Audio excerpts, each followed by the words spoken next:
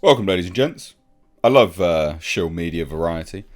Disney Plus loses 4 million subscribers in the second straight quarterly drop. But streaming losses narrow by 26%. But you're trying to spin this as a positive? You've lost millions of subscribers. Millions of dollars of revenue's been just lost. It's gone. And you're trying to spin this as a positive.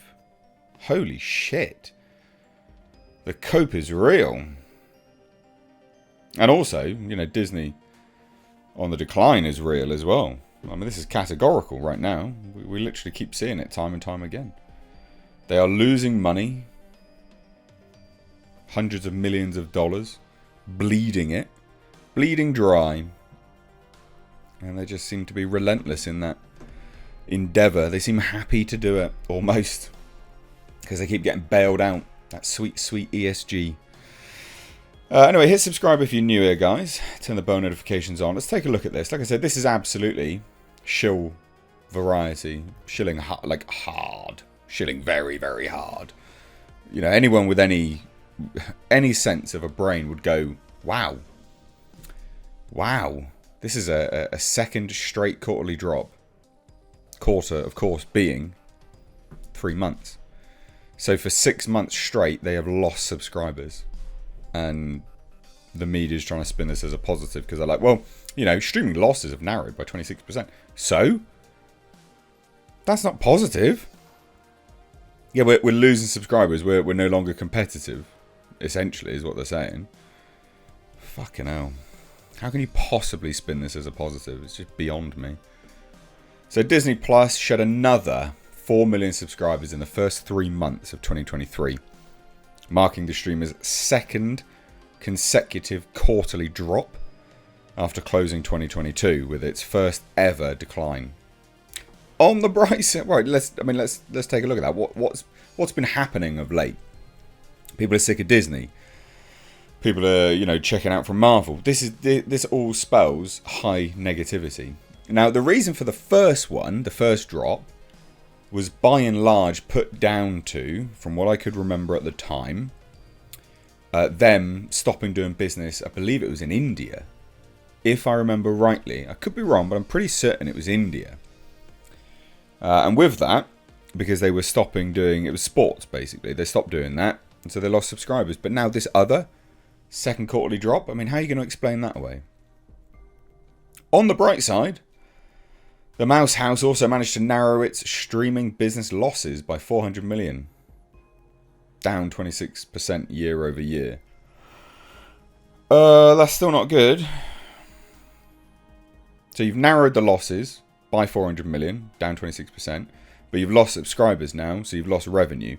Are you calculating this on the new loss or the previous loss? Because if it's the new loss, then that percentage doesn't equate to what you think it does. So yesterday, CEO Bob Iger and company beat Wall Street estimates for Disney's quarterly earnings and revenue during an impressive January to March showing at the company's theme parks.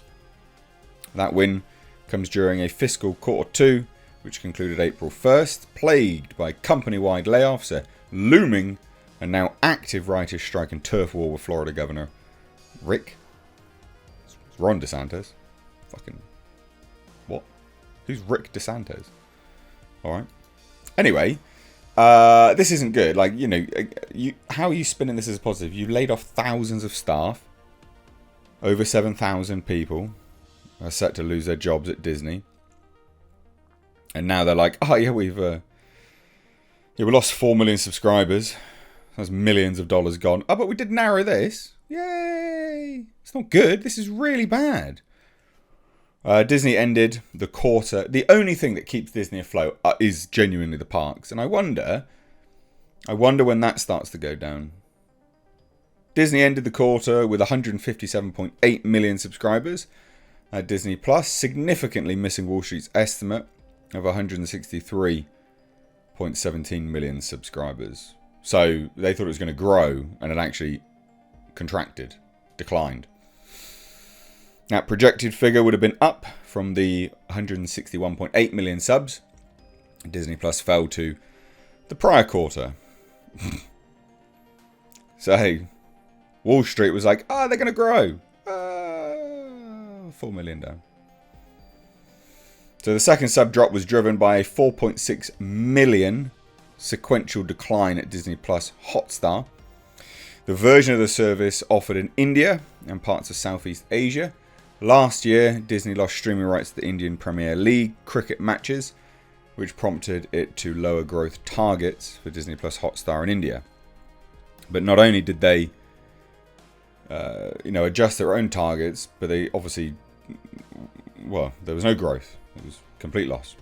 So in the US and Canada, Disney Plus also lost 300,000 subscribers to reach the 46.3 million, while it added nearly 1 million in international markets, excluding Disney Plus Hotstar.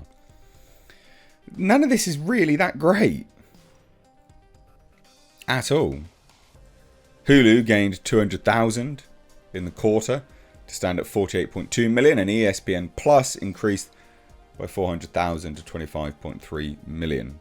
During Disney's earnings call with analysts later Wednesday, Iger, who returned to his post as CEO last fall upon the outing of Bob Chapek, announced that Hulu's content will be introduced on Disney Plus later this year in a one-app experience. We have that in the UK already.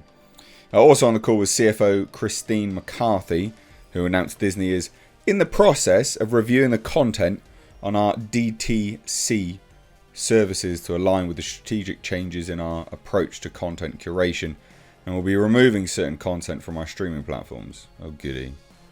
That means it's going to get worse. Disney expects a write-down in quarter 3, so they're even going, oh my god, of $1.5 to $1.8 billion from removing the content. McCarthy also said, going forward, we intend to produce lower volumes of content in alignment with this strategic shift. Basically, we can't keep spending the money. This is a bad business. I mean, that's all this is saying, guys. This is terrible news. Disney posted negative free cash flow of $168 million for the quarter. Fucking hell. Oh, wow.